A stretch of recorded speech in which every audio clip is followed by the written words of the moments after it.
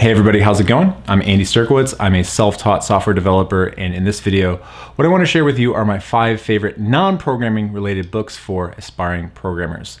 These are all books that I have read at some point in my life, either before I became a programmer or while I was a programmer, that helped me to be better at what I did. So these aren't books about how to learn a specific programming language or learn a certain technology or how to learn better or something like that. These are books that help me to develop better habits, better mindsets, have a better approach to becoming a better software developer. So I'm going to share those with you. Now, if you're wondering who I am, like I said, I'm Andy Sterkowitz. I'm a self-taught programmer. I taught myself to code back in 2014. I landed my first job in 2015, and I really focus this channel on higher level topics. For those of you who are trying to become a software developer, I really want to focus on how to do that. So how to teach yourself, how to cultivate the skills that are necessary, how to also land that first job so you get in a career that you love. So I would definitely recommend subscribing below. Also make sure to hit the bell icon so you get notifications anytime I put out a new video. So the first book on my list is actually Managing Oneself by Peter Drucker, and I absolutely love this book. You're gonna love me, by the way, because it's very, very thin. I think it's about 50 pages. It should take you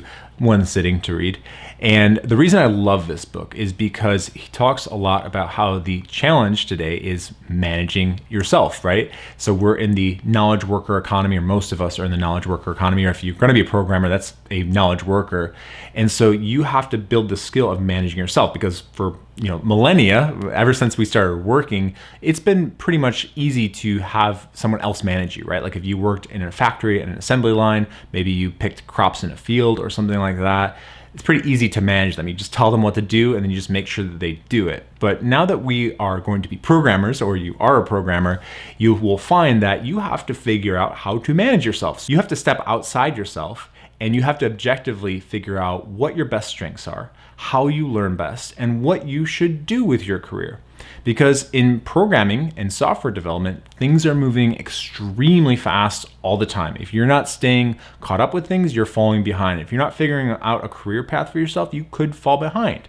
And so you have to learn this skill. And so what he talks about is just, again, evaluating your talents, figuring out what you're good at, figuring out how you learn, and then figuring out how to really look at yourself objectively to figure out where you want to go. If you do that, you're much more likely to have a successful career, and in programming, this is one of the most important things you can do. The second book on my list that I recommend is The 7 Habits of Highly Effective People by Stephen R. Covey. As you can see from the book cover here and all the notes, I've had this book for a very long time. I got this book like maybe 15 years ago. It was one of the first books I read on self-development. I love this book. I think if you haven't read it, you're really missing out. He covers 7 principles or habits of highly effective people, but what he really gives you is a framework for just being more effective as a person. And there's like, for example, like one of my favorites in there is beginning with the end in mind. This concept that if you want to do anything, you first have to have a very clear picture about where you want to go, because then that gives you an idea of where or how to get there. And it also gives you a clear vision on a day-to-day basis of what you're trying to do. So you wake up with a purpose. And this sounds really obvious to a lot of people, like, oh, of course you have to do that. But the way he breaks it down with examples, talks about the principle in depth, and I think that's really where the value comes from it. There are other principles that I really like. For example, I think in the first chapter, it's be proactive. And being proactive means you don't wait to react to things, right? So you have to be proactive about, for example, if you're a programmer, you have to be proactive about increasing your skill set as often as you can, right? So you can't just learn a certain programming language or maybe 2 or 3 programming languages and think, I'm good, I got it. You have to be proactive about going deeper into that language. You have to be proactive about improving, maybe learning other programming languages or maybe other frameworks in that language. But you can't like rest on your laurels. You have to be proactive about things. And so again, he does a great job of breaking that down with examples about how to use this in your own life. There's obviously more principles in that book, but those are 2 that I love. And like I said, I can't recommend this book enough. So if you haven't read it, definitely put it on your list. The third book on my list actually covers a subject that has been really important to me for the last 2 to 3 years of my career, and that is your ability to concentrate, right? I've actually put a video out recently that I'll post right here. It's about why it's so important to improve your focus as a software developer, but that came a lot from this book here, Deep Work by Newport.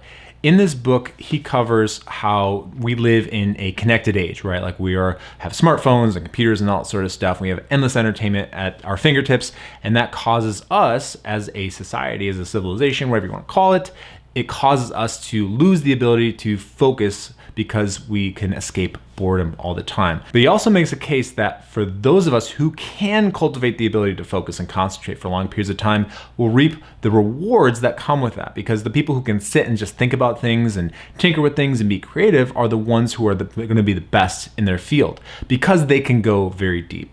So if you're going to be a software developer, or if you're already a software developer and you want to get to that next level in your career, the ability to focus for long periods of time on abstract ideas in your head is going to give you a leg up on everybody else who's stuck trying to find distractions in their smartphones. So if you read this book, take the actionable steps away from it and really apply it to what you're doing, and I know it will make a measurable difference in the results that you're getting as a programmer. And now for the fourth book on my list, and that is Atomic Habits by James Clear. If you're going to make any meaningful improvements as a software developer or anything else, you have to understand how to effectively change your habits. Because the way I look at life is basically you're running on a loop. You wake up every single day and you do the same things over and over again. You have the same thoughts over and over again. If you've ever seen the show Westworld, we're basically like hosts. We're like robots. We just do the same things over and over again, and rarely do we question what we're doing. And so if you want to change your behavior, if you want to get better at software development or programming, you have to go deep and figure out how to change your daily habits so you do something different. Because if you do different things, you'll get different results. That's the basic idea, the basic fundamental principle of being more successful at something. And so the reason I chose James Clear's book called Atomic Habits is that this is the best book on the subject. It synthesizes a lot of information that is in other books or that is in research, and it just lays everything out most comprehensively. I've read other books. I've read another book, The Power of Habit by Charles Duhigg. I thought that was a really great book. But what James Clear's book does is, again, it synthesizes and it takes a lot of the information that was already out there and it explains a lot of it. So I would recommend that book, but just remember the reason why I'm recommending this is because if you're going to be a better software developer, you have to change your habits. You have to have good habits instead of some of those bad habits that you picked up over time. For the fifth and final book on my list, if you don't read any of the books that I've recommended today, if you only read this one, I do believe that this is the one that has the potential to change your life the most. And that book that I'm talking about is Essentialism by Greg McKeown. Essentialism is a different way of thinking about things in your life. For me, most of my life growing up and until recent years, I always wanted to do as much as I possibly could. I always thought more is better, right? Like more opportunities is better, more skills is better, more friends is better. But what you begin to realize when you have that mindset is that you're not always accomplishing the most important things to you in your life, right? So you may have a lot of friends, for example, but maybe you don't have a lot of close friends because you're not developing those close relationships. Maybe you have a lot of skills, but you don't have any skills that you're really strong at, that you're really proud of. Those are just two examples that come off the top of my head. But what this book really points out, right? So Essentialism here really points out is that there is a lot of triviality in our lives, meaning a lot of trivial things that we focus on, that if we were to die today, we would be so mad that we ever spent any time on them. But let's get practical here. So where this really stood out to me is that as a programmer, if you're going to excel, if you're going to get to a high level, maybe you're looking for the prestige factor. Maybe you just want to be recognized by your peers as having a strong skill set. Maybe you want to mentor other people. Maybe you want to make a lot of money. Maybe you just want to have a career where you work at the FANG companies, like the Googles, the Facebooks, the Amazons of the world. Whatever that is for you, if you know that that's where you want to go, so that's really important to you, that's like a core drive, something that will make you happy, then you have to pare down what you do on a daily basis to the most essential things that will get you there, right? So if you're going to work at Google, you better be darn good at working through programming challenges. If you want to make a lot of money, then there are certain things you can do to make a lot of money. You could work in consulting, you can bounce around, you can get contract work as a freelancer, which I know some of those make like $200 an hour, which is crazy to me. But whatever it is you decide you're going to do, you have to focus on those activities.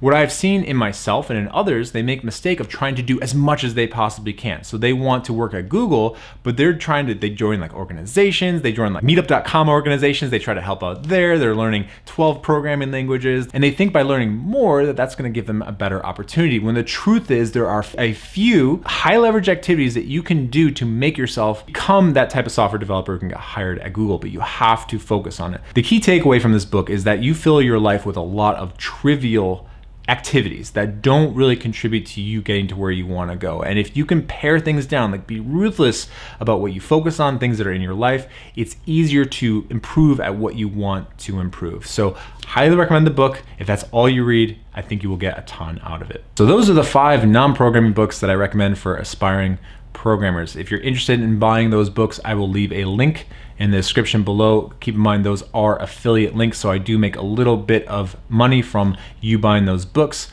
But other than that, guys, as always, thank you so much for watching, and peace out. Take care.